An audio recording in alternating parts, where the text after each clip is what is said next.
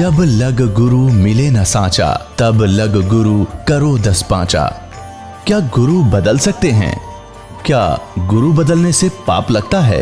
आध्यात्म के इस मैदान में आखिर सही गुरु कौन है? गीता जी में वर्णित तत्वदर्शी संत कौन है? इन सभी प्रश्नों के उत्तर जानने के लिए अवश्य सुनिए जगत गुरु तत्वदर्शी संत रामपाल जी महाराज के मंगल प्रवचन। सत साहिब दर्शकों, तकनीकी और वैज्ञानिकता ने मनुष्य के मस्तिष्क में अपना स्थान इस प्रकार बना लिया है कि भूत प्रेतों जैसी बातें केवल काल्पनिक लगती हैं। लेकिन दर्शकों, भूत प्रेत की बाधा जिस परिवार के ऊपर आती है, केवल उसी को पता रहता है कि यह किसी आपदा से कम नहीं है। दर्शकों, ऐसी ही आपदा ने दस्तक दी गंगानगर राजस्थान के रहने वाले कृपाल सिंह जी की जिंदगी में। इनको भी भूत प्रेतों की बाधाओं ने इस प्रकार जकड़ लिया था कि मानो मरने के अलावा अब कोई रास्ता ही नहीं बचा हो। दर्शकों, लेकिन कहते हैं ना, जब आपको पूर्ण संत मिल जाता है तो भूत प्रेत की बाधा ऐसे छूमंतर हो जाती है जैसे सूरज उगने के बाद अंधेरा मिट जाता है। दर्शकों, आज संत रामपाल जी महाराज की शरण में आने के बाद कृपाल जी का कहना है कि मैं पूर्ण रूप से सुखी हूँ और अब मुझे किसी भी प्रकार की कोई भी भूत प्रेत की बाधा नहीं है। दर्शकों, अब यह जानते हैं कि संत रामपाल जी महाराज ने आखिर कृपाल सिंह जी को कौन सी जड़ी दे दी जिससे इनके जीवन में इन्हें इतने सुख मिले। सुनते हैं कृपाल सिंह जी की कहानी उन्हीं की जुबानी। जी नमस्कार। नमस्कार जी। जी क्या नाम है आपका? कृपाल सिंह जी। कृपाल सिंह जी, कहाँ से आए हो आप? मैं जी गांव जानकीदास वाला, तहसील सूरतगढ़, जिला श्रीगंगानगर, राजस्थान से। सर, संत रामपाल जी महाराज जी से जुड़ने से पहले आप क्या भक्ति साधना करते थे? बस जी नॉर्मल जो पंजाबी परिवार में होता है, गुरुद्वारे में जाना संक्रांत वाले दिन और अमावस्या वाले दिन बुढ़ा जोड़ जहाँ पास में धार्मिक स्थल था वहाँ चले जाते थे, मंदिरों में और मठों इधर उधर चले जाते थे। सर, कोई गुरु भी बनाया था आपने पहले? नहीं जी, मेरे पिताजी ने गुरु बनाया था, मैंने नहीं गुरु बनाया, क्योंकि मेरी आत्मा जब भी जहाँ भी जाती थी स्वीकार नहीं करती थी कि ये गुरु पूरा हो गया, इसलिए मैंने कभी कोई गुरु नहीं बनाया। तो सर, संत रामपाल जी महाराज जी के बारे में कैसे पता चला आपको? संत रामपाल जी महाराज से जुड़ने का मेन कारण जी मेरी लड़की था, जिसको एक प्रेतवादा ने परेशान कर रखा था। मैंने हर जगह से इलाज कराया, उसका कहीं से कोई इलाज नहीं हुआ। आखिर में मेरे से उस प्रेतवादा का झगड़ा भी हो गया। बोला जी मैं इस लड़की को मारूंगा। मैंने कहा जी मेरे जीते जी तू इस लड़की को नहीं मार सकता। बोला क्यों नहीं मार सकता, तू मेरा क्या कर लेगा? मैं जी मैं कुछ भी करूं, चाहे आपको इस लड़की को जो है मारने नहीं दूंगा मैं। फिर मैं जी ऐसे करते करते खेत चला गया। खेत जाके परमात्मा से अरदास लगाई कि हे परमात्मा, अगर तू धरती पर कहीं है तो ये छोटी मोटी प्रेत बाधाएं जो हमको परेशान कर रही है, क्या इनको दूर नहीं कर सकता? अगर तो धरती पर नहीं है तो हमें मनुष्य जीवन जो मिला है, इसका मेन मकसद तो भक्ति करके मोक्ष प्राप्त करना है, और आप मिले नहीं तो हमारा मनुष्य जीवन बेकार जाएगा। इसलिए तो या तो हमारा ये मनुष्य जीवन है, इसको आप छुड़ा दो, ख़त्म कर दो, नहीं तो अब अगर आप कहाँ हैं धरती पर, हमें उसकी सूचना दो, मिलो, ताकि हम आपको प्राप्त करें, भक्ति करें आपकी। फिर क्या हुआ?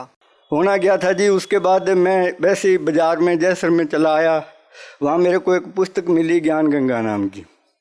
वो पुस्तक मैं घर ले गया। मेरे को पुस्तकें पढ़ने का, नावल पढ़ने का, धार्मिक पुस्तकें पढ़ने का बचपन से ही शौक था, तो मैं ज्ञान गंगा घर ले गया। उसके मैंने पहले वाले सिर्फ 3 पेज पढ़े थे जी, जिसमें लिखा था ब्रह्मा विष्णु महेश के माता पिता कौन है, दुर्गा का पति कौन है। वे पढ़ने के बाद में मेरी आत्मा ने स्वीकार कर लिया कि ये जो पुस्तक लगने वाला संत है, ये पूरा गुरु हो सकता है।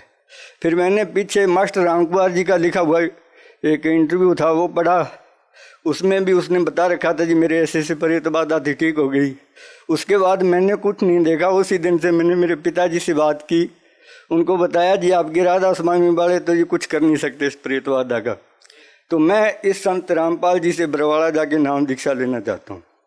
तो मेरे पिताजी ने मेरे को इजाज़त दे दी और मैं 31 जुलाई 2011 को जाके आश्रम में नाम दीक्षा ली। नाम दीक्षा लेने के बाद में उस समय सत्संग खत्म हो चुका था जिस दिन मैं गया। सर, संत रामपाल जी महाराज जी सभी पवित्र धर्मों के ग्रंथों के बारे में बताते हैं। आप सिख समाज से बिलोंग करते हो, क्या संत रामपाल जी महाराज जी गुरु ग्रंथ साहिब से भी कुछ बताते हैं? हाँ जी, जैसे गुरु ग्रंथ साहब में जो संत रामपाल जी महाराज जैसे बताते हैं पूरे गुरु के बारे में, ब्रह्मा विष्णु महेश के बारे में कि इनका जन्म मृत्यु होता है, पूरे गुरु के बिना मोक्ष नहीं है, ऐसा गुरु ग्रंथ साहब में गुरुवाणी में भी लिखा हुआ है। जैसे हमारे सिख समाज के जो भी ग्रंथी हैं या मतलब जिसको हम महापुरुष मानते हैं, वो वाणी तो बताते हैं लेकिन उनका अनुवाद गलत करते हैं। जैसे गुरु ग्रंथ साहब में हम हमेशा ये सुना करते थे कि पूरा गुरु आराध्य, पूरा पाइए नाम, और पूरे के गुण गाओ, ऐसी कोई वाणी है। तो वो सतगुरु रामपाल जी महाराज ने दिखाया कि जब तक आपको पूरा गुरु नहीं मिलेगा, वेदों से शास्त्रों से पूरा गुरु कौन होता है, क्या पहचान है। संत रामपाल जी महाराज जी जो ज्ञान बताते हैं, आपने उनके ज्ञान को अच्छी तरह से समझ के उनसे नाम दीक्षा ली, लेकिन साथ साथ में आपने एक अपने दुख के बारे में बताया कि आपके बच्ची को भूत प्रेत की बाधा थी, 12 साल की बच्ची थी उस समय आपकी। क्या संत रामपाल जी महाराज जी से जुड़ने के बाद उस समस्या से आपको निजात मिली? हाँ जी बिल्कुल जी। जिस दिन से मैंने आके वहाँ घर में, जैसे सतगुरु रामपाल जी महाराज जो नाम दीक्षा देते हैं, उसके बाद एक घी की जोत लगाने के लिए कहते हैं और मंत्रों का जैसे भी जिस विधि से जाप करने के लिए कहते हैं। मैंने घर में आके घी की जोत लगाई और मंत्रों का जाप किया। 3-4 दिन तो बच्ची को कोई परेशानी नहीं आई, लेकिन तीसरे दिन वो प्रेत बाधा फिर घर में आ गई। और मेरे को वहाँ आश्रम में ये बताया गया था कि जब कोई ऐसी समस्या है तो आपको इस प्रकार से करना है। जब उसने बच्ची को आके बेहोश कर लिया, मैंने देखा कि वो प्रेत बाधा घर में प्रवेश कर चुकी है। मैंने जोत लगाई, दंडोत प्रणाम किया, और जैसे मैं खड़ा हुआ तो वो बच्ची में आके बोलने लगा कि आप मेरे से, यानी कि इस संसार के सबसे बड़े गुरु के पास चले गए हो जो परमात्मा का रूप है। अगर आप उसकी शरण में ना जाते तो मैं इस बच्ची को ले जाता, लेकिन अब मेरा यहाँ कोई बस नहीं चलने वाला। मैं जा रहा हूँ, जहाँ भी मेरे को भेजा जाएगा, मेरे को आदेश होगा, मैं वहाँ जाऊँगा। अब आपको परेशान नहीं करूँगा, तब तक परेशान नहीं करूँगा जब तक आप नियम में रह के, मर्यादा में रह के भक्ति करोगे। जिस दिन आपने नाम खंड कर दिया उस दिन से समझ लेना मेरा घर में फिर प्रवेश हो गया, तुम्हारा वही हाल करूँगा मैं। ये कह के वो चला गया। सर, संत रामपाल जी महाराज जी से नाम दीक्षा लेने के बाद और क्या लाभ मिले आपको? जी, पहला लाभ तो मैंने आपको ये बता दिया कि मेरी प्रेत बाधा ठीक होगी। दूसरा लाभ ये हुआ कि मैं संत रामपाल जी महाराज से उपदेश लेने से पहले अपने राजस्थान में कुलायत में एक धाम है, मैं वहाँ जाया करता था। वहाँ मैंने एक संत से पास गया, मैं उससे कोई मेरी अपनी समस्याओं के बारे में बताया। जैसे लड़की परेशान थी उसको बताया जी ऐसे ऐसे करके मेरे घर में समस्याएं हैं। तो उसने मुझे कोड वर्डों में पहले तो ये बताया जी 2.5 साल तक आपकी ये समस्या रहेगी, उसके बाद आपकी समस्या खत्म हो जाएगी। मैं कहा जी कैसे समस्या खत्म हो जाएगी? बोला जब आप इस संसार में नहीं रहोगे तो आपके पास कोई आपत्ति, कोई दिक्कत आएगी नहीं। उसका कहने का मतलब ये था कि आज से ठीक 2.5 साल बाद में आपका शरीर छूट जाने वाला है। तो सर जी क्या हुआ कि मेरे पास यहाँ 20 बीघा ज़मीन है और 4 बीघा ज़मीन अलग से है, उसमें मैंने एक ट्यूबवेल लगा रखा है। तो वो ट्यूबवेल में क्या है कि पानी भरने की समस्या थी, उसके पंखे के ऊपर तक पानी आ जाता था। तो मैंने किसी से सलाह की, उन्होंने बोला जी फिक्स पंखे के नीचे जो फिक्स वाल होता है ना, वो निकाल के उसमें सुराख निकाल के एक नट लगा दो। तो मैं क्या किया जी, पानी निकाल के उस फिक्स वाल को निकाल रहा था। कम से कम 20 फुट गहरा कुआं था। तो फिक्स वाल खोलने के लिए जैसे मैं कुएं के अंदर गया और मैंने उसको खोलने की कोशिश की तो ऊपर ईंटें पड़ी हुई थी। 5 ईंटें ऊपर से नीचे गिरी।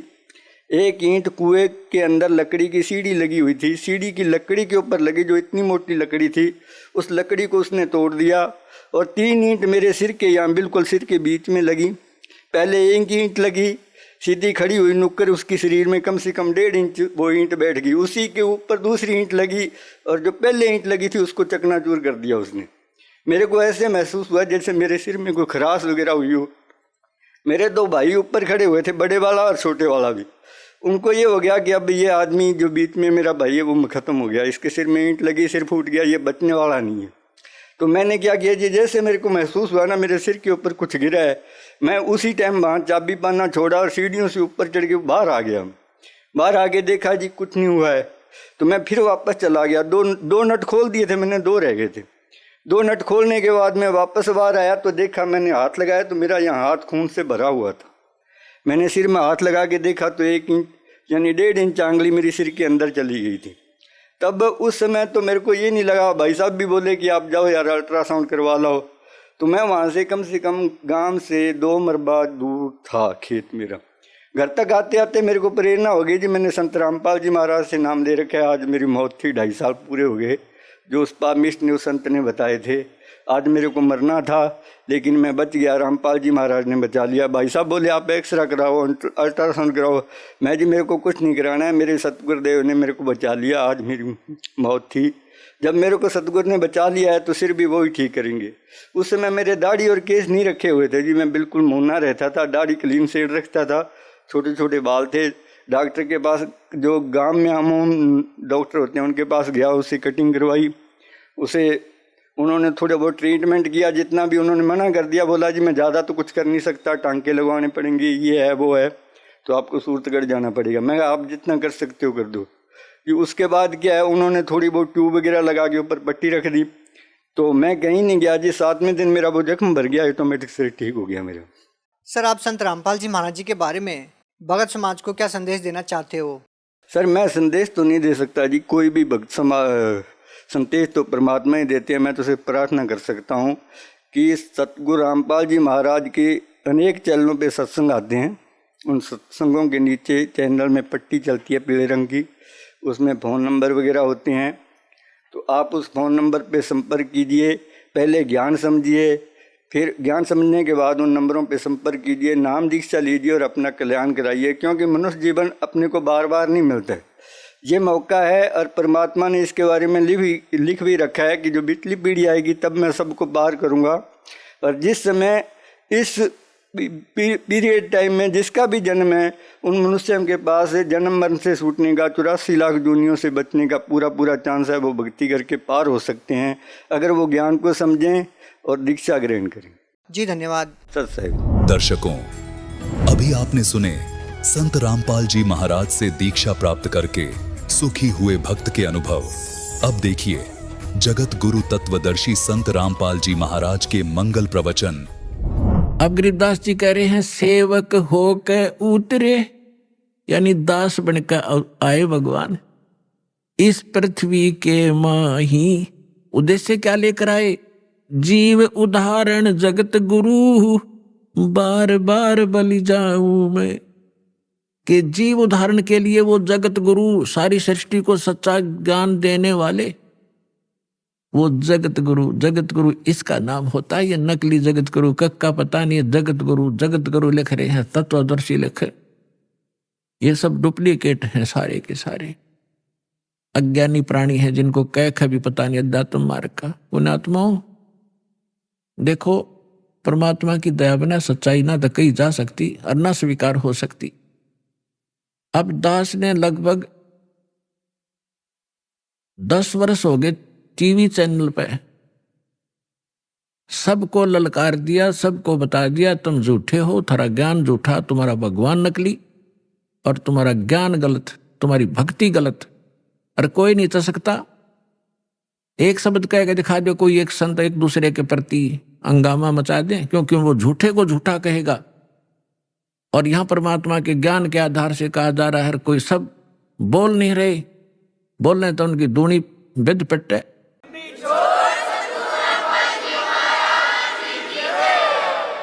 तो ये परमात्मा की दया है बच्चों, आप तक यो ज्ञान पहुंच पाया। ये दास जाने या भगवान जाने या मेरे साथ उस समय से लग रहे ये आपके भाई बहन, ये संघर्ष से वो परिचित हैं, कैसे संघर्ष करके आप तक इस सत्र में पहुंचे। जेल तक भेज दिया झूठे केस बना के नकली लोगों ने।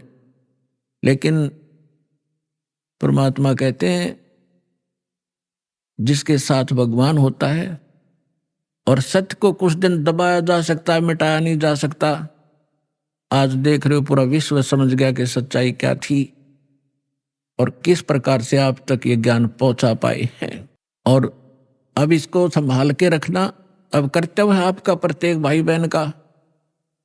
सभी विश्व के आप प्राणी आपके भाई बहन हैं, सतलोक के रहने वाले हैं। असंग जन्म या धक्के खाते भटकते होंगे हैं, या ना सुखी हो सकते ना सुखी कभी हुए हैं। सबको बता दो, डंडोरा पीट दो कि मोक्ष होगा तो सतलोक आश्रम में है, नाम लो और अपना कल्याण कराओ।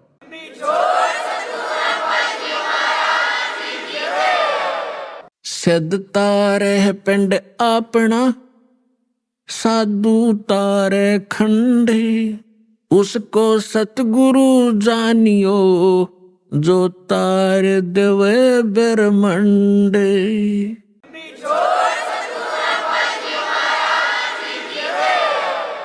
अब यहां परमात्मा के विषय में गरीबदास साहब जी कह रहे हैं, सेवक होकर उतरे दास बनकर कबीर दास एकाधीन घूमा करते थे।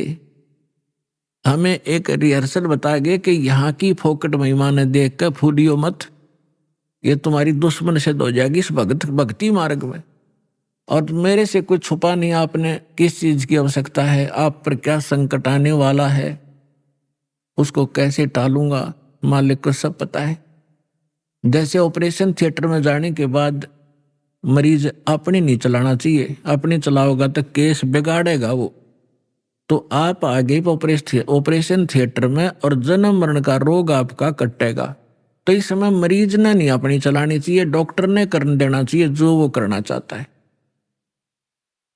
और इस में थोड़ा बहुत कहीं कष्ट होता भी है तो आपके बहुत बड़े भयंकर रोग का नाश हो रहा है, इस करके इसमें विश्वास रखें।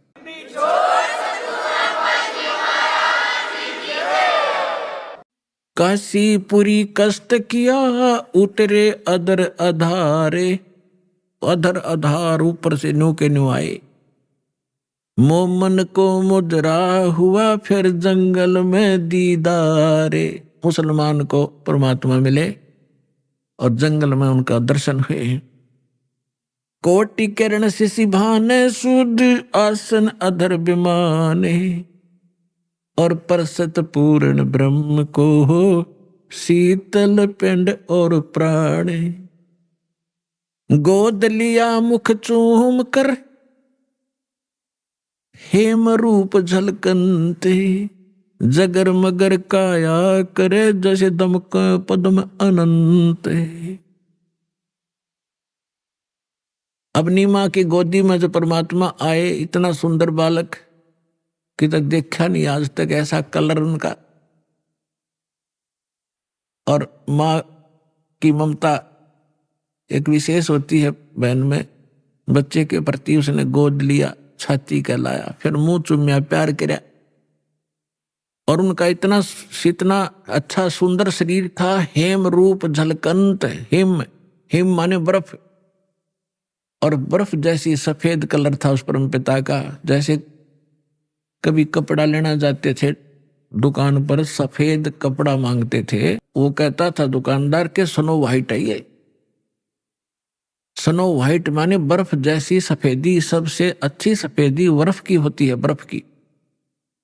तो यहां हिम माने बर्फ होता है। तो गरीबदास जी कहते हेम रूप झलकंत, बर्फ जैसे व्हाइट कलर के परमात्मा का शरीर था। गोद लिया मुख चूम कर हेम रूप झलकंत। जगर मगर काया कर जैसे दमक पद्म अनंत। काशी उमटी गुल भया मोमन का घर घेरे। कोई कहे ब्रह्मा विष्णु है, कोई कहे इंद्र कुबेर। बच्चे को देखने के लिए आए। पहले तो नीरू को डर था कि यदि हम इस बच्चे को घर ले जाएंगे, अपनी पत्नी से कह दिया था इसको यहीं छोड़ दे, इसी में हमारी खैर है। क्योंकि पहले तो हम मुसलमान बना दिए जबरदस्ती, हिंदुओं से लिंक रहा नहीं, मुसलमानों से साथ नहीं। और अब ये पूछेंगे बच्चा कहाँ मिला, हम सच्ची बताएंगे कमल के फूल पर। और कोई कहेगा झूठ बोलते, कमल के फूल पर बालक हो ही नहीं सकता। तो ये हमसे बच्चा भी छीनेंगे और हमें यहाँ से नगरी से निकाला भी कर देंगे। लेकिन नीमा नहीं मानी, जिद पर अड़गी कि मैं मरूं चाहे जीऊं, और इस बच्चे को लेकर चाहे मैं देश निकाला ले लूंगी, पर छोड़ू नहीं, इसने मर जाऊंगी इसके साथ। फिर परमात्मा बोले थे, नीरू ने धमकाना चाहा था अपनी पत्नी को, थप्पड़ जीवन में पहली बार हाथ करना चाहा था। परमात्मा बोले गोदी में कि नीरू हमें घर ले चलो, तुम्हें कोई कुछ नहीं कहेगा। जब नवजात शिशु के रूप में बालक और बोले तो डर गया नीरू।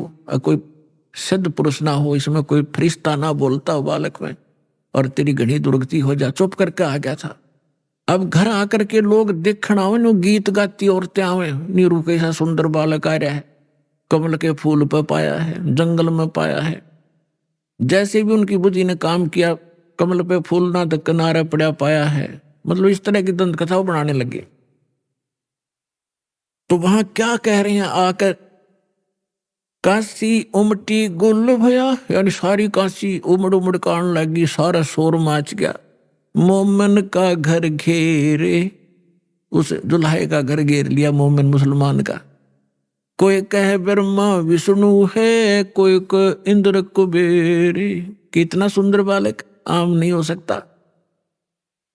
कोई ब्रह्मा है कि विष्णु में तो कोई सा है, या कुबेर धन का देवता, या इंद्र, उन देवताओं में से कोई एक ये आए हुए हैं। कोई कहे वरुण धर्म राय है, कोई कहते है ईसे, 16 कला सुभान गति, कोई कहे जगदीश। कोई कहे चल ईश्वर नहीं, कोई किन्नर कहलाए, कोई कहे गण ईश का, जो जो मातरे साए।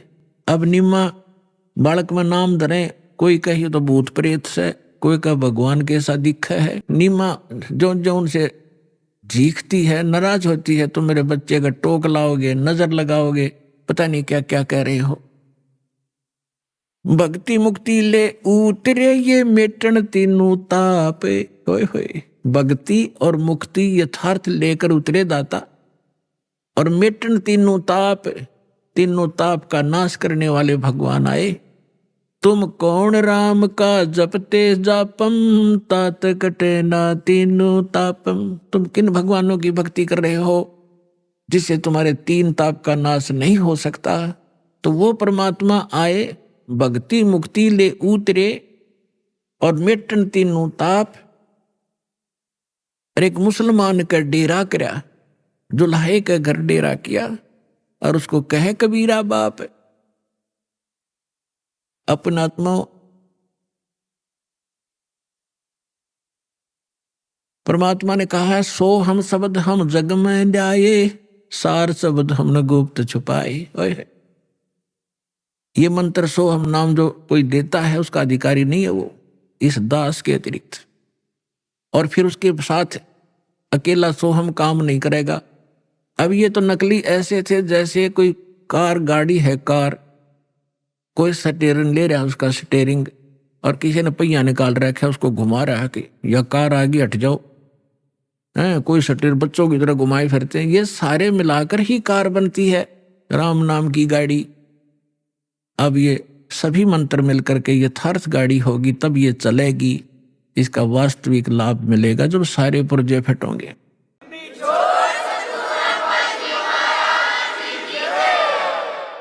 दूध न पीवे न अन्न भखे, न पलने झूलनते, अदर अमान ध्यान में कमल कला फूलनते। परमात्मा ने 25 दिन तक ना कुछ खाया ना पिया। अब नीमा को चिंता होगी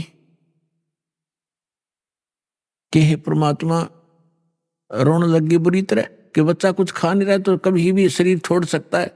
बुरी तरह रोने लगी, अन्न पानी स्वयं भी त्याग दिया लास्ट 25वें दिन, और कहा भगवान या तो देना नहीं था शंकर भगवान, और आज दे कर ले रहे हो, इसके साथ मरूंगी मैं, अब जीऊंगी नहीं।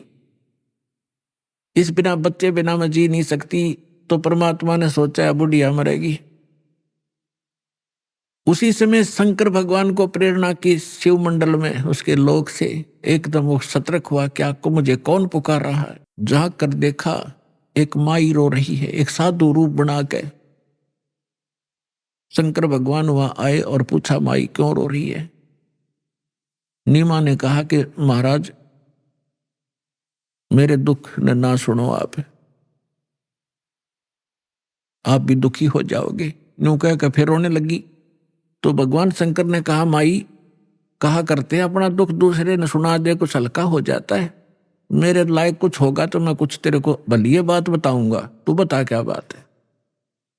तो भगवान शंकर से नीमा ने बताया कि हमारे संतान नहीं थी बाबा जी, और एक दिन हृदय से पुकारा था अपने भगवान शंकर को, एक कमल के फूल पर लाल दिया मुझे, और ये लड़का 25 दिन का हो गया, ना कुछ खाता ना पीता। तो उसने कहा, मुझे दिखा तेरा बालक। नीमा लाई बच्चे ने उठा के पालने मत है, और सोचा बाबा जी के चरणा में डाल दूं, इसकी जीवन दान दे दे यू।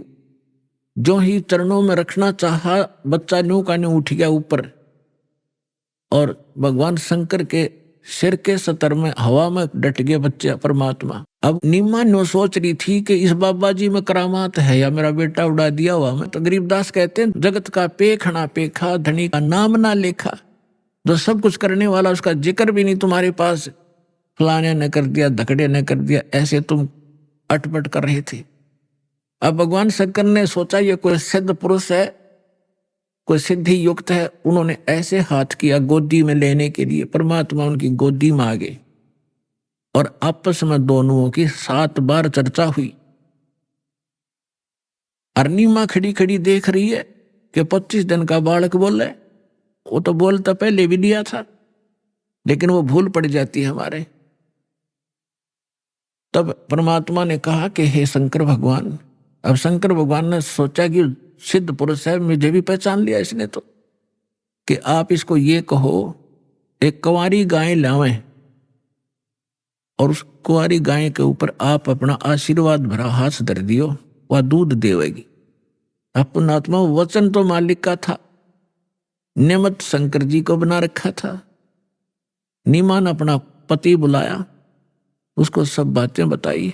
वो कुम्हार के घर से एक साफ घड़ा लिया, छोटा सा कोरा मटका घड़ा, और वो गाय लिया बछिया जिसने दूध पीना छोड़ रखा था और अभी सांड ने टच नहीं करी थी। वो जाके संग बैल नहीं लागा, वो लाके खड़ी करी। शंकर भगवान ने हाथ थपकी मारी, दूध की धार चल पड़ी, पात्र भर गया, अपने आप बंद होगी। डेली दूध देने लगी तो परमात्मा ने दूध पिया।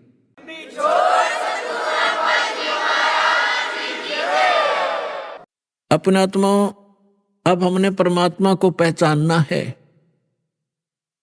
हमारे ग्रंथ वेद क्या बताते हैं, वेदों के विषय में क्या सुना जाता है कि इनमें परमात्मा की महिमा लिखी है। तो परमात्मा की महिमा लिखी है, तो जो महिमा परमात्मा की उनमें लिखी है, जिस परमात्मा ने वो लीला की है, तो ही इज गॉड, वही है परमात्मा। अब आपको दिखाते हैं ऋग्वेद मंडल नंबर 9 सूक्त नंबर 1 मंत्र 9 में। उसमें क्या लिखा है कि जब परमात्मा शिशु रूप धारण करके लीला करने आते हैं, तब उनके परवरिश की लीला कुंवारी गायों से होती है। ये देखिएगा ऋग्वेद, और इसके कौन है अनुवादक और प्रकाशक, सार्वदेशिक आर्य प्रतिनिधि सभा, महर्षि सिद्धांत भवन, रामलीला मैदान, नई दिल्ली। महर्षि सिद्धांत द्वारा अनुवादित लिखा है इसमें। मुद्रक Prince offset printers 1510 Pataudi house, त्रियागन, नई दिल्ली। इसके बिल्कुल ये 9 मंडल से स्टार्ट है।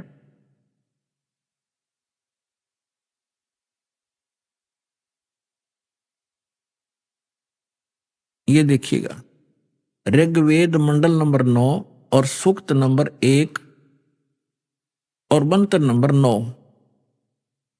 ये मंत्र नंबर 9 है। इसकी संस्कृत है अभी इमम अधन्या उत्सनितम शृणंती धेनव। धेनो माने गाय, शिशु माने शिशु रूप में प्रगट परमात्मा, सोमम, सोम माने अमर परमात्मा, इंद्राय पातवे। इसका अर्थ इन्होंने किया है, उस सोम माने अमर परमात्मा को इन्होंने सोम मान लिख दिया, सोम स्वभाव वाले पुरुष को। हर देखो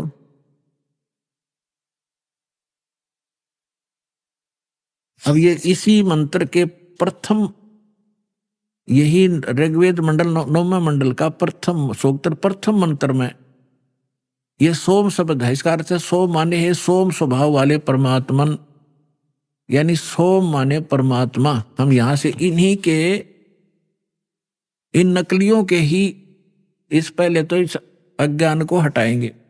अब देखो उस सोम मान, अब ऋग्वेद मंडल नंबर 9 सूक्त 1 मंत्र हम 9 में आगे।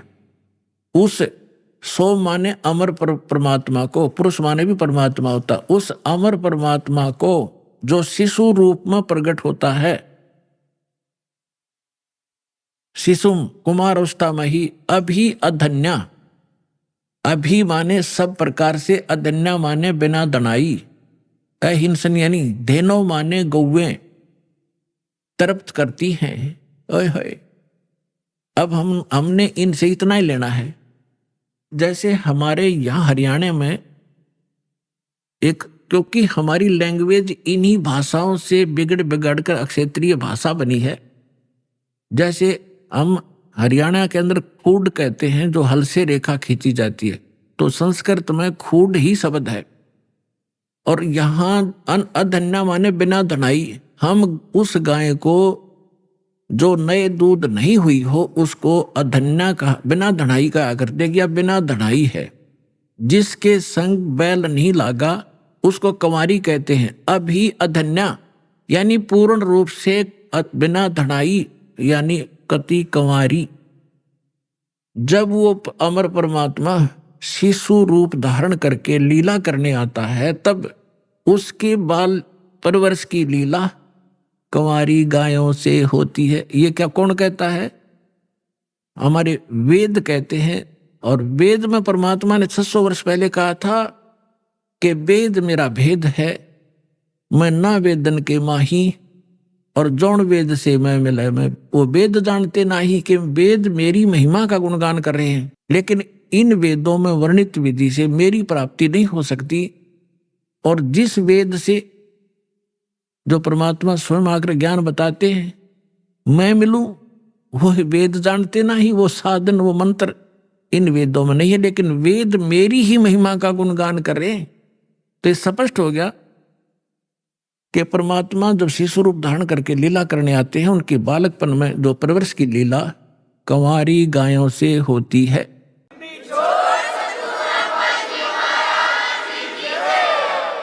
अब परमात्मा का 600 वर्ष पहले जो लीला की थी वो इतिहास लिपिबद्ध है, वो दिखाता हूं।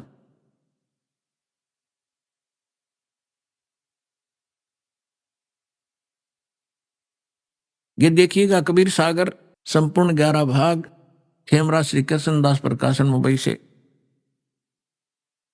और ये इन कबीर पंथियों का ही छापा बनाया हुआ है, कोई न सोचा कोई डुप्लीकेट होगा। कबीर पंथी भारत पथिक स्वामी युगलानंद बिहारी द्वारा पुरस्कृत, और यहां से छपा है। मुद्रक एवं प्रकाशक खेमराज श्री कृष्ण दास, अध्यक्ष वेंकटेश्वर प्रेस, खेमराज श्री कृष्ण दास मार्ग, मुंबई। अब इसके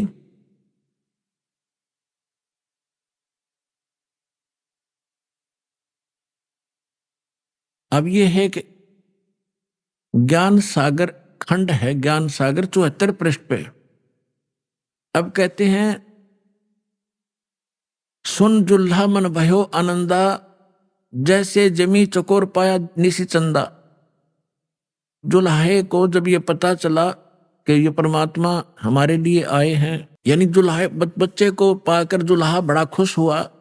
ले सुत चलो हर्ष मन कीना, ता तो पुन अस बोल ही लीना।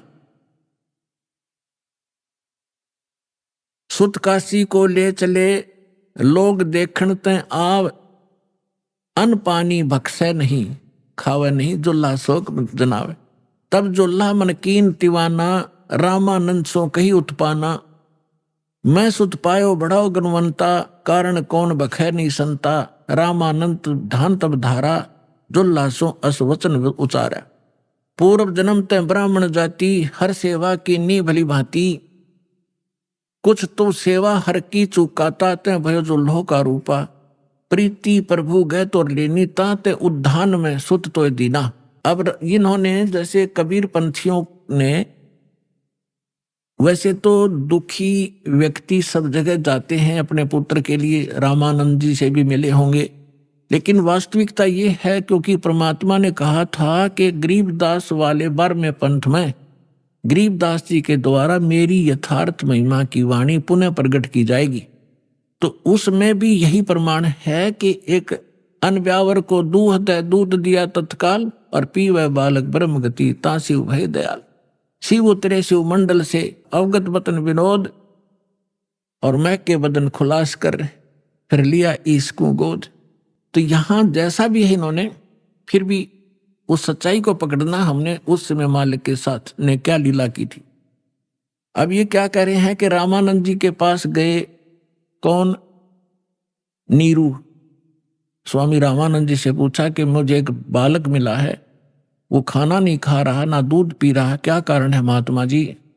तो उसने बताया है कि पिछले जन्म में तू ब्राह्मण था। रामानंद जी ने कहा इसमें जो प्रकरण है ऐसा लिखा, और तू तेरे से कोई गलती बनी जिस कारण से तू दुल्हा बन गया, और तेरी फिर भी मालिक ने सुन ली, तुझे उद्यान में जंगल में बालक दे दिया। अब ये तब खाएगा तो इसके लिए एक कुंवारी गाय लाओ और वो दूध देगी, तब यो बालक पीवेगा। देखिए, अब नीरू कहता कि भगवान मेरे से गलती हुई, उसा मैंने फल पा लिया, पर अब मैं आरत हो, हे प्रभु जस कीन्यो तस पायो, आरत हो तब दर्शन आयो, सो कहिए उपाय गुसाई, बालक अक्षुदावंत कुछ खाई। मेरे से जो गलती हुई थी भगवान ने मुझे सजा दे दी, दुल्हा बना दिया आपके कहने अनुसार, लेकिन मैं आपके पास आया हूं संकट निवारण के लिए, सो ऐसा उपाय बताइए मेरा बालक कुछ खावे। तो रामानंद अस युक्ति विचारा, तुम सुत कोई ज्ञानी अवतारा, तेरा बालक जो है कोई विद्वान पुरुष है, और बचिया जाही बैल नहीं लागा, अरसो ले ठाड़ करो ते आगा। एक बचिया लियाओ जिसको बैल ने टच ना किया हो, और उसके साथ खड़ी कर दो, दूध देवेगी। दूध चलो ते थन ते, दूध दियो छिपाए, और अक्षुदावंत जब होवे बालक, ताको देव खवाए। अब दूध पीवत नाम कबीर, दूध अब पीवत नाम कबीरा, खेलत संत मत सब धीरा। अब इससे क्या सिद्ध हो गया? आंखों देखा संत बतावे गरीबदास साहिब जी, और हमारे वेद बता रहे हैं कि परमात्मा जब शिशु रूप धारण करके आता है वो पूर्ण परमात्मा है, सारी सृष्टि का रचनहार। वो ऐसी लीला करता है, वो कुंवारी गायों से उनके परवरिश होती है बचपन की, और ये लीला 600 वर्ष पहले परमात्मा की लीला वो जीवनी में लिखी है कि उस परमेश्वर ने ऐसी लीला की थी। तो who is God? Kabir is God.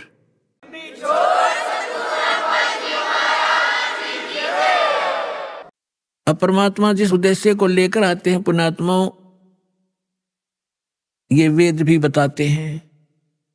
Rigveda Mandal number 9 सूक्त 86 मंत्र 26 और 27 में, ऋग्वेद मंडल नंबर 9 सूक्त 82 मंत्र 1, 2, 3 में, ऋग्वेद मंडल नंबर 9 सूक्त 54 मंत्र 3 में, ऋग्वेद मंडल नंबर 9 सूक्त 20 मंत्र 1 में, ऋग्वेद मंडल नंबर 9 सूक्त 1 मंत्र 8 और 9 में, ऋग्वेद मंडल नंबर 9 सूक्त 96 के मंत्र 16 से 20 में, ऋग्वेद मंडल नंबर 9 सूक्त 94 के 1 में, ऋग्वेद मंडल नंबर 9 सूक्त 95 के मंत्र 2 में, और भी अनेक स्थानों पर यह प्रमाण है कि वो परमात्मा सतलोक में रहता, अमरलोक में, और वहां राजा के समान है, मनुष्य सदृश्य है, वहां से सह शरीर आता है, बिजली जैसी गति से आता है, अच्छी आत्माओं को मिलते हैं तो दृढ़ भक्त होते हैं और उनको ज्ञान सुनाते हैं। ये हमारे वेद बताते हैं। और जब परमात्मा शिशु रूप धारण करके आते हैं तो उस समय उनकी परवरिश की लीला कुंवारी गायों से होती है, और यही संत बताते हैं, यही हमारे ग्रंथ बताते हैं। तो परमात्मा को पहचानने में अब देर नहीं लगेगी। अब आगे बताते हैं, अब जिस उद्देश्य से परमात्मा आते हैं कि वो अपना ज्ञान सुनाते हैं, अध्यात्म ज्ञान, यथार्थ ज्ञान भगवान ही सुनाते हैं, और कवियों की तरह आचरण करते हैं, लोकोक्तियों के माध्यम से और दोहाओं के माध्यम से, दोहावलियों के माध्यम से वो अपना ज्ञान महिमा प्रचार करते हैं, जिस कारण से वो एक प्रसिद्ध कवि भी कहलाते हैं। तो पुण्यात्माओं, जिस लाल को हमने पत्थर जान के कूड़े में डाल रखा था, अब संभालो इसको, धनी हो जाओगे अध्यात्म मार्ग के भी, और भौतिक सुख भी यही दे सकता है, दूसरा इस पृथ्वी पर आपको देने वाला नहीं।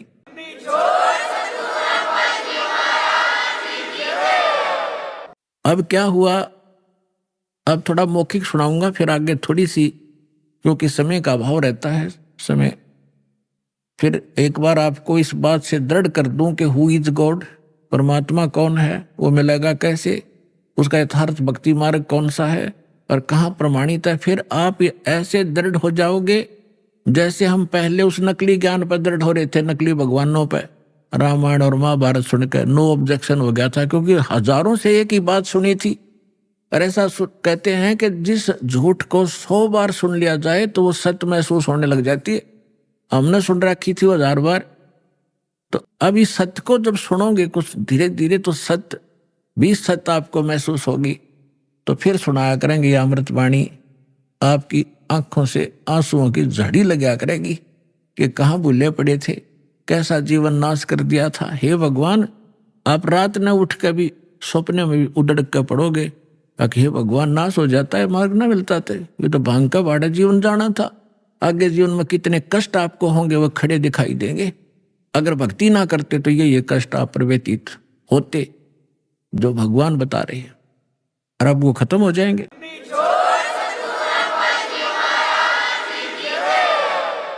अब क्या बताते हैं कि फिर काजी आगे लड़के का नाम रखने के लिए कुरान शरीफ ले आए। काजी आए कुरान ले, धर लड़के का नाम, अक्सर अक्सर मैं फुरादन कबीर बल जाऊं मैं। सकल कुरान कबीर है, हरफ लिखे जो लेख, काशी के काजी कहें या गई दीन की टेक। अब काजी आगे परमात्मा के नामाकरण करने के लिए, अब वो कैसे करते हैं, जैसे कुरान शरीफ को खोलते हैं, पवित्र पुस्तक है, और उसमें पहला अक्षर जो होता है उसके ऊपर नाम रखते हैं। जो ही उन्होंने कुरान शरीफ को खोला उसमें कबीर अक्षर था। कुरान सूरत फुरकानी 25, उसके अंदर सबसे पहला जब खोला तो कबीर अक्षर निकला उस पृष्ठ पे, कबीर निकला। कबीर, कबीर का अर्थ ये बड़ा कहते हैं, महान मानते हैं, अल्लाह अकबर एक भगवान का नाम भी मानते। तो इन्होंने सोचा कि एक जुलाहे के बालक का और कबीर नाम रखना शोभा नहीं देगा। दूसरी बार फिर बंद करके फिर तुरंत खोला, उस पृष्ठ पे पूरे पे कबीर कबीर लिखे हुए थे अरबी भाषा में, कबीर कबीर, दूसरा लेख नहीं रहा उस कुरान का। फिर दूसरी और जगह देखा तो सारी कुरान में कबीर कबीर रह गया, कोई अक्षर नहीं रहा उनकी उस पुस्तक में। और परमात्मा बोले काजियो मेरा नाम कबीर ही रहेगा। काजी तो उस कुरान ने पटक गए और भाग्य छोड़ गए।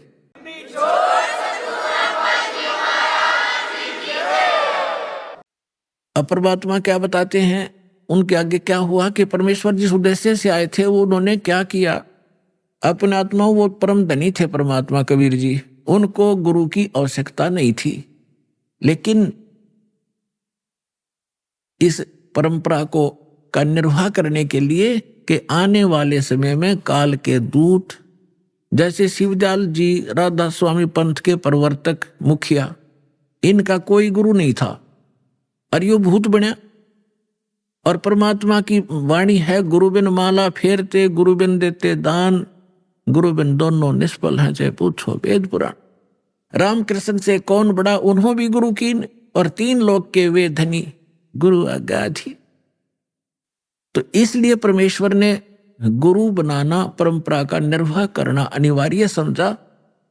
और दूसरा, एक तीर से 2 शिकार करने थे। रामानंद जी की प्यारी आत्मा ब्राह्मण थे, उस समय ब्राह्मण के घर में जन्म होना, नो सोच लो, वो नो समझा करते हमारे बराबर इस पृथ्वी पर कोई नहीं, इतना अहम था, इतने पूज्य थे ब्राह्मण उस समय। और यहाँ की फोकट महिमा परमात्मा को पता था, ये न लेकर डूबेगी। कबीर साहब कहते हैं, मन तो सुख के सागर बसरे और न ऐसा यश रे, यहाँ कोई यश काम नहीं आओगा, ये नकली है। तो इस उद्देश्य से परमेश्वर ने जब 5 वर्ष के मालिक हो गए लीला करते हुए, एक 2.5 वर्ष के बालक का रूप धारण किया, और जिस गंगा के पंचगंगा घाट पर प्रतिदिन स्वामी रामानंद जी स्नान करने के लिए जाया करते थे, उनकी पौड़ियों में लेट गए। उस समय रामानंद जी की आयु 104 वर्ष की थी, परमात्मा लीला में आयु 5 वर्ष की थी, लेकिन 2.5 वर्ष की रूप बना के वहां लेट गए। रामानंद जी ब्रह्म मुहूर्त में वक़्त से जाते थे, उनके सिर में वो खड़ाऊं लगी परमात्मा, कबीर जी बालक के रूप में लेटे हुए बच्चे की तरह रोने लग गए। रामानंद जी छेती जल्दी से नीचे झुके कि किसी बालक का चोट लाएगी। साधु संत कोई भी हो, किसी मजहब धर्म का, उसमें दया जरूर होती है। दया भाव से नीचे झुका तो उनके गले में एक कंठी होती है, कंठी, जो वैष्णु साधु से दीक्षित होने का प्रतीक होता है। अभी आपने सुने संत रामपाल जी महाराज के मंगल प्रवचन। आइए अब सुनते हैं संत रामपाल जी महाराज से नाम दीक्षा लेकर सतभक्ति करके अद्भुत लाभ प्राप्त करने वाले अनुयायी के विचार। दर्शकों, नशा एक ऐसी लत है जो व्यक्ति को अपने जाल में इस प्रकार जकड़ लेता है कि व्यक्ति चाहकर भी इस जाल से नहीं निकल पाता। इसी जाल में फंसे थे हरियाणा के अंबाला जिले के रहने वाले ऋषिपाल जी, जो सभी प्रकार का नशा करते थे। नशे की वजह से इनके घर में गृह क्लेश की समस्या बनी हुई थी। दर्शकों, आपको यह जानकर हैरानी होगी कि ऋषिपाल जी की माताजी संत रामपाल जी महाराज से जुड़ी हुई थीं और ऋषिपाल जी अपनी माताजी का विरोध किया करते थे। वे कई बार संत रामपाल जी महाराज के प्रति अपशब्द भी बोल दिया करते थे। लेकिन आज यह बात अपने आप में ही आश्चर्यजनक है कि ज्ञान गंगा पुस्तक के कुछ पन्ने पढ़ने मात्र से ही ऋषिपाल जी का नशा पूर्ण रूप से छूट गया और ये संत रामपाल जी महाराज की शरण में आ गए। दर्शकों, यह जानना रोचक है कि जो व्यक्ति कभी संत रामपाल जी महाराज के विषय में अपशब्द बोलता था, वह आज उनके विचारों को अपनाकर भक्ति मार्ग पर चल पड़ा। आखिर संत रामपाल जी महाराज के कौन से विचारों ने ऋषिपाल जी को प्रभावित किया और इन्हें संत रामपाल जी महाराज की शरण में आने के लिए प्रेरित किया? आइए सुनते हैं ऋषिपाल जी की कहानी उन्हीं की जुबानी। नमस्कार सर। नमस्कार जी। सर, क्या नाम है आपका? ऋषिपाल। ऋषिपाल जी, आप कहाँ से हैं? मेरा गांव जोली है जी, डिस्ट्रिक्ट अम्बाड़ा, हरियाणा से। संत रामपाल जी महाराज से नाम दीक्षा आपने कब ली? 25 मार्च 2017 को। संत रामपाल जी महाराज से नाम दीक्षा लेने से पहले क्या आप भक्ति साधना भी करते थे? हाँ जी सर, हम सभी देवी देवताओं की भक्ति करते थे। ब्रह्मा विष्णु महेश की और माता दुर्गा की बहुत ही ज़्यादा भक्ति करते थे। नवरात्रों में व्रत रहना और नैना देवी, कांगड़ा, चमुंडा सभी स्थानों पर गया मैं माता दुर्गा के। घर में आसन लगाया हुआ था, बहुत ही ज़्यादा भक्ति करता था। हर शनिवार का व्रत रखता था। बहुत ज़्यादा माता दुर्गा की भक्ति करते थे हम। और पितृ पूजा सारा ही जो भी हिंदू धर्म में चली आ रही पूजाएं सभी करते थे। माता दुर्गा की बहुत ज़्यादा भक्ति करते थे। सर, फिर आप संत रामपाल जी महाराज की शरण में कैसे आए? सर जी, 2011 से मेरी माता जी संत रामपाल जी महाराज की शरण में थी, जिनका मैं बहुत ही विरोध करता था। अपने गुरु जी का भी, संत रामपाल जी महाराज का बहुत विरोध करता था। इतना विरोध करता था कि मेरी माता जी जब सत्संग में जाती थी या कहीं भी जाती थी गुरु जी की शरण में, तो मैं बहुत भला बुरा बोलता था उनको। और मैं इतना तंग था, इतना नशा बहुत ज़्यादा करता था जी मैं। मेरी माता जी मेरे को बहुत समझाती थी कि बेटा तू छोड़ दे इसको और परमात्मा की शरण में आ जा, संत रामपाल जी महाराज की शरण में आ जा। लेकिन मैंने उनकी कभी नहीं मानी। मैं उनको गालियाँ भी देता था, पर वो मेरे को यही बात कहती है कि तेरे को बेटे पता नहीं, जब तेरे को पता लगेगा तो बहुत रोएगा। सर जी, मैं इतना नशा करता था, कोई भी नशा ऐसा नहीं होगा जो मैं किया नहीं करता था। बीड़ी से लेकर के बीड़ी, तंबाकू, गुटखा, शराब, बुक्की, सुल्फा, गांजा, शराब, सब चीज़ का नशा करता था मैं। गोली, कैप्सूल, सूखा नशा भी मैं इतना करता था सर जी। एक नशा करके मेरे को रात को नींद नहीं आती थी। मैं 3-3 नशों की डोज लेता था। पहले शराब पीता था, उसके बाद गांजा पीता था, फिर भी अगर कोई कमी रहती थी फिर गोली, कैप्सूल खाता था। हमारे घर में सर जी था ऐसा, मैं ऐसी बात नहीं मेरे को नशे का शौक़ था सर जी, मजबूरन नशा करता था मैं। मेरे पिताजी इसी नशे से ग्रस्त होकर वो भी चले गए, वो मर गए जी। वो भी बहुत नशा करते थे, क्योंकि हमारे घर में सर जी प्रेत बाधा थी। प्रेत बाधा ऐसी थी सर जी, जब मैं थोड़ा सोदी में होता था तो मैं अपने बच्चों की तरफ देख के रोया करता था। छोटे छोटे मेरे बच्चे थे सर जी, मेरे पास 2 लड़कियाँ, 1 लड़का है, तो मैं रोया करता था। मैं सोचता था कि अब इनका क्या बनेगा, तू तो मर जाएगा, तेरा पिताजी मर गए नशे से और तू भी मरेगा, अब तो इनका क्या होगा बच्चों का। पर सर जी मजबूर इतना हो जाता था, मैं नशे बिना मेरे पास रहा ही नहीं जाता था कहीं भी। छोटे से मैं बीड़ी तो सर जी मैं 10-12 साल का बीड़ी पीने लग गया था, इतना नशे को मेरे को नशा किया करता था, बहुत ही नशा किया करता था जी मैं। मेरे गांव वाले भी वो लड़ाई करता था अगर मैं नशा करके जब मैं आता था जी, पड़ोसी भी देखते थे कि हाँ आ गया अब लड़ाई होगी इनके घर में। हर रोज़ लड़ाई हुआ करती थी। हमारा घर वो कहते हैं जैसे भूत बंगला हमारा घर था जी। प्रेत बाधा थी हमारे घर में, बहुत ही तंग थे जी, बहुत ज़्यादा दिक्कत थी हमारे घर में जी। मेरी माता जी मेरे को बहुत समझाया करती थी, बेटे तू नाम ले ले संत रामपाल जी का, पर मैं उनको भी भला बुरा कहता था जी और कभी उनकी नहीं सुनी। जब मैं नशा करके पूरा थक लिया, पूरा ख़त्म हो लिया सर जी, मेरे अंदर सर जी 50 किलो से भी कम वजन रह गया था, बहुत ही कमज़ोर हो गया था सर जी। मेरे को रात को अगर मैं पढ़ता था, रात को सुबह उठता था सर जी, मेरे को सारा पूरा शरीर मेरे को गिल्ला मिलता था, मेरे को रात को पसीना आता सर जी। और मेरे को प्रेत आत्मा बहुत तंग करती थी रात को, कई बार दर्शन देती थी तो रात को भगत जी बहुत ही दबाव होता था मेरे ऊपर। नशे में अगर नशे में थोड़ा सा नशे से बाहर हो गया तो तभी भगत जी मेरे ऊपर दबाव हो जाता था। तो फिर बहुत दिनों के पीछे भगत जी एक दिन परमपिता परमेश्वर संत रामपाल जी महाराज की कृपा हुई मुझ पर भगत जी। वो दिन पता नहीं परमात्मा की कौन सा मैंने कोई पुण्य कर्म किया होगा भगत जी, मेरे अंदर मेरी वो आत्मा रूपी शिव का मुंह खुला और मैंने अपनी माता से भगत जी संत रामपाल जी महाराज की पुस्तक ज्ञान गंगा ली, जो कि मेरी माता जी मुझे पहले भी कहती थी कि बेटा तू ये पुस्तक पढ़ ले। मैंने कभी नहीं पढ़ी, कई बार उसने मेरे को पुस्तक दी, मैंने ऐसे ही रख दी। दास का काम छोटा सा काम है, टायर सर्विस का काम करता है दास। मैं अपनी माता से वो पुस्तक ले गए दुकान पे चला गया, वहाँ पे रख दी, 2-3 दिन वहाँ भी रखी रही वो। एक दिन मैं दोपहर में बेला था, मैंने सोचा चल आज पुस्तक पढ़ के देखते हैं क्या है इसमें, क्योंकि मेरी माता जी भी बेचारी पढ़ती रहती थी पुस्तक बैठ के घर में, मैं देखा करता था उसको। तो मैंने वो पुस्तक खोली, पढ़ी वो पुस्तक। सर जी मैंने किसी का इंटरव्यू ना देखा था, ना ही किसी के पुस्तक में कोई इंटरव्यू जो उसमें लिखे हों वो भी नहीं मैंने पढ़े थे। मैंने सिर्फ पुस्तक ज्ञान गंगा पुस्तक का पेज खोला और उसको पढ़ना शुरू किया। 4-5 पेज ही मैंने पढ़े सर जी मेरी दुकान में कोई भी स्थान ऐसा था जहाँ बीड़ी का बंडल और माचिस ना मिला थी। मेरे मुंह में सारी 24 घंटे बीड़ी लगी रहा थी जी। तो मैंने सर जी बीड़ी हाथ में ले रखी थी और पुस्तक आगे थी सर जी। जब मैंने पुस्तक पढ़ी तो मैंने वो बीड़ी का मेरा स्वाद बिगड़ गया सर जी। मैंने बीड़ी घेर दी सर जी, मेरे पास बीड़ी नहीं पी गई। तो सर जी मैंने पुस्तक 1-2 पेज पढ़ा, बंद कर दी, घर आ गया जी। 3 दिन ऐसे ही चला भगत जी। तीसरे दिन मैंने पुस्तक वादी के करीब पुस्तक मैंने पढ़ ली, तो भगत जी मेरे से रहा नहीं गया। मेरे मामा जी हैं जो उन्होंने भी संत रामपाल जी महाराज के से नाम दीक्षा ली हुई है, मैंने उनके पास फ़ोन किया और अपनी माता जी को कहा कि मैं नाम लेना चाहता हूँ। तो उन्होंने कहा कि आ जाओ। मैं अपने मामा जी के पास गया, वो मेरे को लेकर कुरुक्षेत्र गए। वहाँ पे जाकर मैंने संत रामपाल जी महाराज से नाम दीक्षा ली। संत रामपाल जी महाराज से नाम दीक्षा लेने के बाद क्या आपको लाभ भी प्राप्त हुए? सर जी बहुत लाभ प्राप्त हुए, बहुत ज़्यादा जी। एक तो सर जी मेरी पत्नी थी, जब से हमारी शादी हुई थी वो बीमार ही थी जी। उसको 2-2 महीने सर मैं अस्पतालों में उठा के फिरता था। उसको तेजाब बनता था, उसको छाती में बहुत ज़्यादा तेजाब बनता। अगर वो पानी भी पीती थी उसका भी तेजाब भी बनता जी। उसका कोई बेनिफिट नहीं था उसको खाने का पीने का कहीं का भी। तो सर जी 2-2 महीने मैं अस्पतालों में रहता था जी अपनी पत्नी के साथ।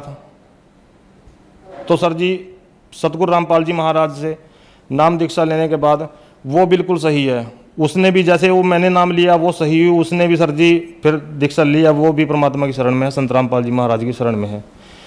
दूसरा सर जी जो हमारे घर में प्रेत बाधा थी सर जी वो बिल्कुल ख़त्म है। पहले हमारा घर सर जी नरक था। हमारे घर में सर जी बिल्कुल भी कोई सर जी रिश्तेदार भी नहीं आता था हमारा, कि कहते भूत बंगला है। हर समय लड़ाई पड़ती थी सर जी, हर समय मैं बोलता रहता था, कभी नहीं माता जी के साथ, कभी नहीं पत्नी के साथ सर जी। तो अब बिल्कुल सही है सर जी, कोई प्रेत बाधा नहीं है, बहुत ही अच्छा जीवन जी रहे हैं सर जी। परमात्मा की सतगुरु रामपाल जी महाराज की इतनी कृपा है। पहले सर जी मैं दुकान पे 12-12 बजे तक सर जी रात को काम करता था और जेब में 10 रुपये भी नहीं सर जी कभी निकलते थे मेरी, इतना बुरा हाल था मेरा सर जी। और अब परमात्मा की दया से सर जी मैं हर तरह से, आर्थिक स्थिति मेरी इतनी कमज़ोर थी सर जी, बहुत ही ज़्यादा। 10-10 रुपये सर जी मैं से तंग रहता था। अपनी जैसे दवाई चलती थी पत्नी की मेरी, तो भगत जी बहुत दिक्कत आती थी। अब भगत जी परमात्मा ना ही मेरे घर में कोई बीमारी है, मैं बहुत ही बढ़िया जीवन जी रहा हूँ सर जी, किसी तरह से कोई परेशानी नहीं है। प्रेत बाधा नहीं है। और सर जी सबसे बड़ा लाभ ये मिला है सर जी कि जिस परमात्मा को पाने के लिए साधु संतों ने शरीर गाड़ दिए और राजे महाराजाओं ने अपने राज छोड़े हैं सर जी, उस परमात्मा की जानकारी मेरे को मिली संत रामपाल जी महाराज के माध्यम से, जो कि खुद कबीर साहब जी आए हुए हैं संत रामपाल जी महाराज के चोले में। जिस दिन से मैंने संत रामपाल जी महाराज से दीक्षा ली सर जी, नशा मेरा बिल्कुल खत्म है। मेरे को पहले मैं इतना नशा करता, अब सर जी मेरे को बीड़ी पीने वाले के पास भी नहीं मैं खड़ता जी, मेरे को खड़ा ही नहीं जाता जी, धुआं भी इतना चंद्रा लगता है बहुत ज़्यादा। और मैं किसी भी तरह का कोई नशा नहीं करता, बहुत ही बढ़िया जीवन जी रहा हूँ सर जी। सर जी जो प्रेत बाधा थी मेरे घर में वो भी दूर होगी और आर्थिक स्थिति बहुत सही होगी पहले से। पहले खेत में कुछ भी सर जी लोगों के खेतों में फसलें हुआ करती थी, मेरे खेत में अडंगा जामता था जी।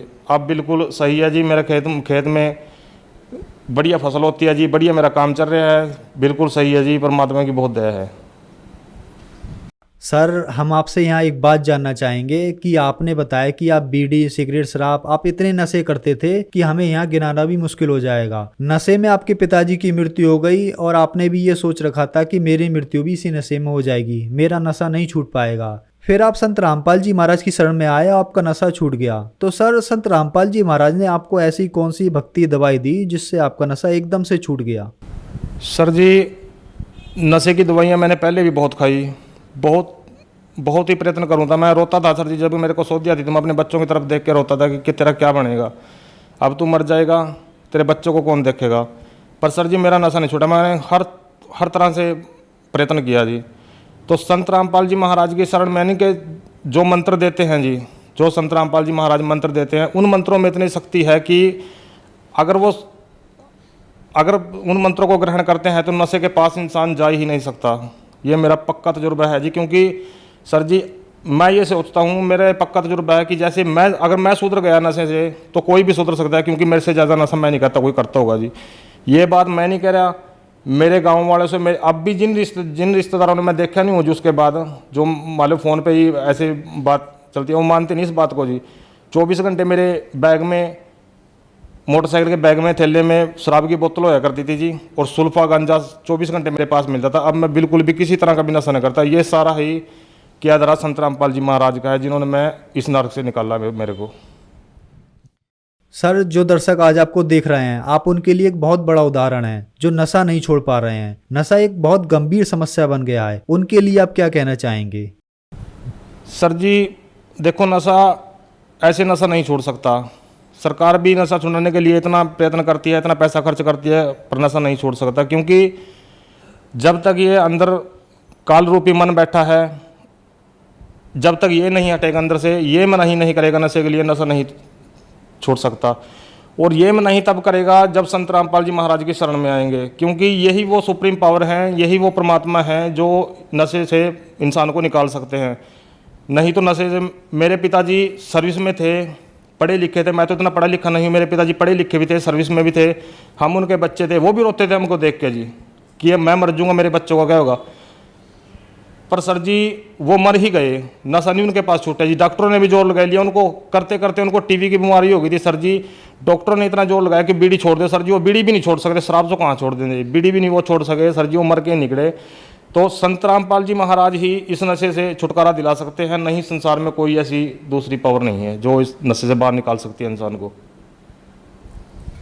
सर संत रामपाल जी महाराज से नाम दीक्षा कैसे ली जा सकती है? आज कई चैनलों पे संत रामपाल जी महाराज के सत्संग आता है, उसके नीचे पीली पट्टी चलती है, उस पर नंबर है, उनसे कांटेक्ट करके संत रामपाल जी महाराज से नाम दीक्षा ले सकते हैं। धन्यवाद सर। सत साहिब जी।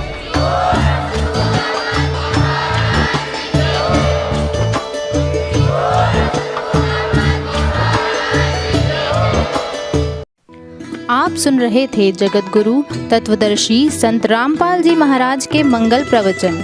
अधिक जानकारी के लिए संपर्क करें।